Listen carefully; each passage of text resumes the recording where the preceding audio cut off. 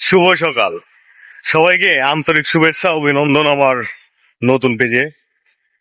আপনি যদি নতুন অবস্থায় ভিডিও দেখেন তাহলে অবশ্যই ফলো দিবেন। আর এর আগে আপনাকে যদি বলা হয় শহর আর গ্রামের মধ্যে পার্থক্য কি, আপনি একটা পার্থক্য খুঁজে বের করুন। আপনি কোনটা খুঁজে বের করবেন?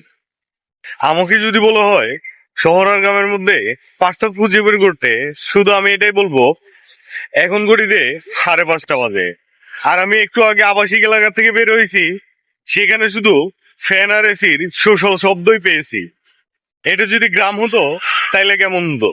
এটা গ্রাম হইলে পাখির ডাক, পুকুরের ডাক, কাকের কাকা শব্দ আপনার ঘুমকে নির্ঘুম করে দিত। নির্ঘুম চোখে আমিও উঠে পড়েছি সকাল সকালে। আজ যেহেতু শুক্রবার, অফিস আদালত গার্মেন্ট সবই বন্ধ।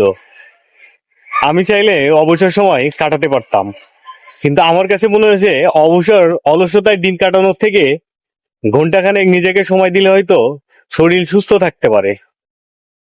আমি শরীর চর্চা শেষে এখন যাব বাসা খুঁজতে।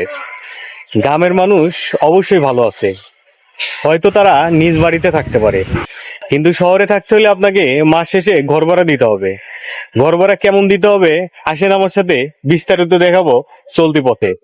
এইখানে দেখাচ্ছে 1 রুম ভাড়া হবে, ওইখানে দেখলাম 3 রুম ভাড়া হবে, 2 রুম যে কোথায় ভাড়া হবে সেটা খুঁজতে আমার ঘাম বের হয়ে যাচ্ছে। বাসার থেকে সাবলেট বেশি, এগুলোতে থাকে মাসি আর পিসি।